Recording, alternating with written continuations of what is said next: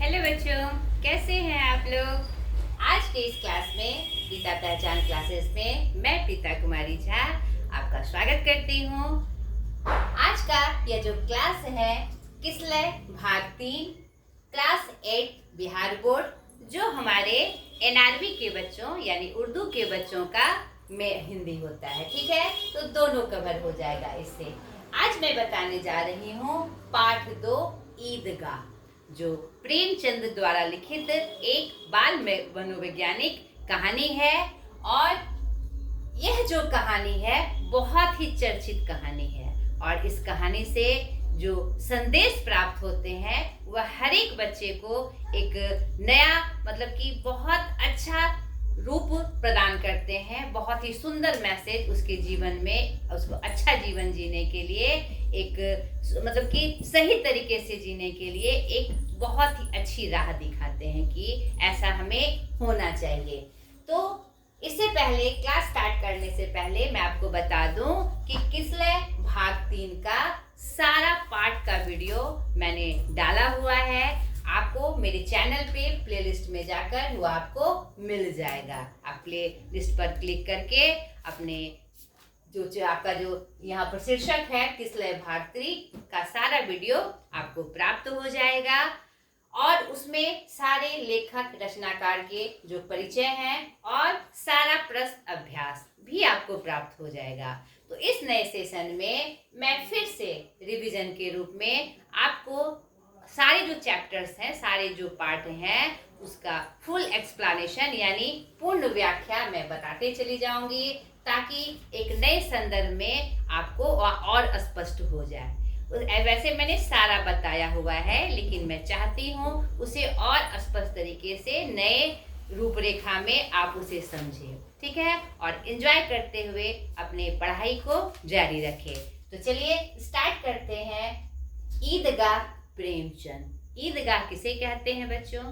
ईदगाह जहाँ ईद की जो नमाज अदायगी होती है। ईद मुस्लिम संप्रदाय का एक प्रमुख पर्व है। यहाँ 29 दिन के उपवास के बाद, रोजा के बाद 30वें दिन ईद मनाई जाती है, और यह एक प्रमुख पर्व है। तो ईदगाह कहानी का जो उन्होंने शीर्षक लिया है प्रेमचंद जी ने, यह बहुत ही मार्मिक प्रसंग के रूप में लिया है। यह जो कहानी शुरू होती है हामिद नाम के एक बालक से होती है, जिसके माता पिता की मृत्यु हो चुकी है। वह एक छोटा सा बालक है, 7-8 वर्ष का बालक है, और जिसकी परवरिश उसके दादी अमीना ने की है। और कहानी की शुरुआत होती है कि 29 दिनों के रोजा के बाद ईद की तैयारी चल रही है। पूरे गांव में उत्सव का माहौल है। सभी लोग ईद मनाने की तैयारी में नए कपड़े लेकर पूरे उल्लास के साथ अपने माता पिता के साथ एकदम हर्ष में, खुशी में ईदगाह जाने की तैयारी कर रहे हैं। पूरम भागम भागी का माहौल है पूरे गांव में। सब खुश हैं, अपने आप अपने अपने स्तर से सब खुश हैं। लेकिन हामिद की जो दादी है, अमीना है, आज ईद के दिन भी उदास है। ऐसा क्यों? तो यहाँ पर इस कहानी के माध्यम से आप देखेंगे कि ऐसे हमारे समाज में ऐसा बहुत सा परिवार है, ऐसे बहुत सारे बच्चे हैं जो गरीबी में बहुत कष्ट में हैं, और उनके लिए जो विशेष दिन और आम दिन में ज़्यादा अंतर नहीं होता। और इस परिस्थिति में जीते जीते बच्चा छोटे से एकदम बड़ा हो जाता है। और यह बहुत ही रोचक पूर्ण बात है कि आखिर वह ज्ञान उसे आया कैसे, नहीं आखिर वह कैसे सीख लेता है, कैसे एक छोटा सा बचपन जो कुछ नहीं समझता, अच्छे बुरे को नहीं समझता, उसमें इतनी परिपक्वता कैसे आ जाती है। इस कहानी में यही संदेश प्रेमचंद जी दे रहे हैं। अपने दादी के प्रति प्रेम नहीं, अपने उम्र के बच्चों से बड़ा परिपक्वता और समय के साथ चलने की जो स्थिति है इस कहानी में बहुत ही सुंदर तरीके से दर्शाई गई है। एक बात और कि जैसी परिस्थिति हो हमें वैसे जीना सीखना चाहिए। नहीं रो रो कर, रोने से भी जीवन चलेगा ही और हंसने से भी जीवन चलेगा ही। तो क्यों ना हंसकर अपनी परिस्थितियों का सामना करते हुए हम जीवन को जिए। नहीं, गरीबी और अमीरी एक क्या कहते हैं रूपरेखा तैयार है हमारे समाज में, लेकिन दूसरे की नकल करने से अच्छा है कि हम अपने परिस्थितियों में खुलकर जिए, हंसकर जिए। यह भी एक बहुत सुंदर संदेश इस कहानी से प्राप्त होता है। तो कहानी शुरू होती है ईदगाह जाने की तैयारी से, जिसमें हामिद भी अपनी दादी से जिद करता है कि मैं भी जाऊंगा। उसके अब दादी उदास है कि बिना माता पिता के कैसे यह जाएगा और मैं चली जाऊंगी तो घर के जो काम हैं वो कैसे पूरे होंगे। अंततः अपने कुछ दोस्तों के साथ हामिद ईदगाह की तरफ को जाता है। वहां नमाज अदायगी के बाद बच्चे खिलौने और मिठाइयाँ लेने के लिए उमड़ पड़ते हैं और यह छोटा बच्चा जो उम्रवश वह भी ललायित होता है खिलौनों के प्रति और मिठाई के प्रति। उसके मन में भी ये इच्छा होती है, लालसा होती है कि वह खाए, लेकिन उसके पास खरीदने के लिए पर्याप्त पैसे नहीं होते। मात्र 3 पैसे उसके पास हैं, तो वह सोचता है कि क्या खरीदूं क्या ना खरीदूं।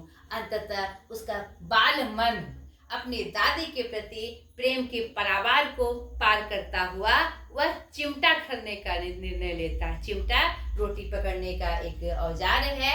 तो क्योंकि वह अपने घर के कामों के क्रम में, दादी के काम के क्रम में वह देखता था कि रोटी बनाते समय उसकी दादी का हाथ जल जाता है, कभी कभी चिमटा नहीं रहने के कारण। तो अनायास ही उस मेले में उन खिलौनों के बीच, उन मिठाइयों के बीच उसे यह याद आती है कि अगर वो चिमटे का दुकान, लोहे का दुकान देखता है मेला में ही, वहाँ जो मेला लगा हुआ है, पहले वह खिलौनों पे जाता है तो अपने मन को समझाते हुए जो मिट्टी के खिलौने हैं उसका अलग अलग रूप बताकर वह उसका तिरस्कार करता है। इससे क्या फायदा, ये लेने से क्या फायदा, ये लेंगे तो तुरंत टूट जाएगा, आदि आदि अपने मन को समझाता है। वो उसकी भी लालसा होती है उस खिलौनों के प्रति, लेकिन वह जानता है कि मेरी औकात नहीं है उस खिलौनों को खरीदने की। अगर मैं खिलौना ले लूँगा तो फिर मेरे पैसे खत्म हो जाएंगे। और वो जो अनायास ही उसकी जो भावना जगती है दादी के प्रति, फिर वह उचित चीज नहीं खरीद पाएगा। अपने मन को समझाते हुए खिलौनों की दुकान से, मिठाइयों की दुकान से वह आगे बढ़ता है। मन ललचता है दोस्तों को मिठाई खाते देखकर। मोहसिन, नूरे आदि जो उसके दोस्त थे, उनको मिठाइयाँ खिलौना खरीदते हुए देखकर उनका मन ललचता है, लेकिन अंततः वह दृढ़ निश्चय करते हुए वह चिमटा ही खरीदता है।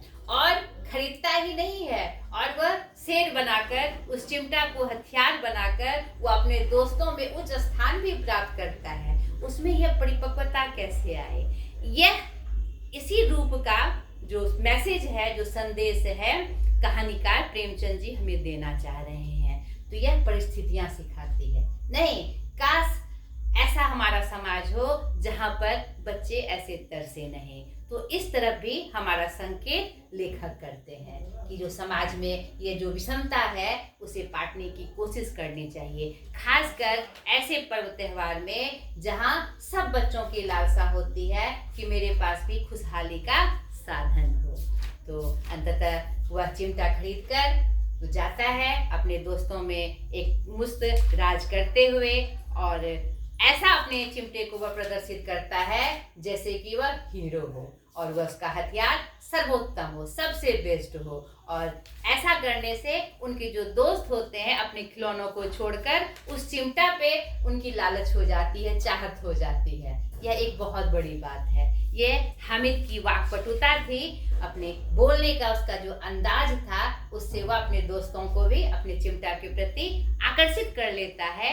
और अपने दोस्तों में भी यह संदेश देता है कि हमें अपने घर के आवश्यकताओं की, जरूरत की, मतलब कि एहसास होना चाहिए कि इसके अलावे सबसे ज़्यादा जरूरत क्या होनी चाहिए। वह अंततः वह चिमटा लेकर अपनी दादी के पास जाता है। दादी छटपटाते हुए उसके पास आती है कि पता नहीं बच्चे ने कैसे किया, उसके पास पैर में चप्पल भी नहीं होते हैं, अच्छे कपड़े भी नहीं होते हैं। तो जाती है और चिमटा देखकर उसकी दादी एकदम भाव विभोर हो जाती है और उसे गले से लगा लेती है। और आत्मिक एक संतोष उन्हें होता है, लेकिन एक चिंता भी होती है कि मेरे बच्चे ने जो मेले का सुख नहीं लिया, खिलौने का सुख नहीं लिया। तो ये जो विषमता है इसे पाटने की आवश्यकता है। इसके स्वरूप का भी वर्णन प्रेमचंद जी बड़े अच्छे तरीके से करते हैं। तो यही इस कहानी की रूपरेखा थी जो हमने बताया। सर्वप्रथम आप इस कहानी को अच्छे से पढ़ लीजिएगा और प्लेलिस्ट में जाकर प्रेमचंद जी का परिचय और सारा प्रश्न उत्तर आप देख लीजिएगा, आपके लिए सहायक होगा। आज तक के लिए इतना ही। अगले वीडियो में फिर एक नए पाठ के साथ मैं हाजिर हो जाऊंगी। बाय।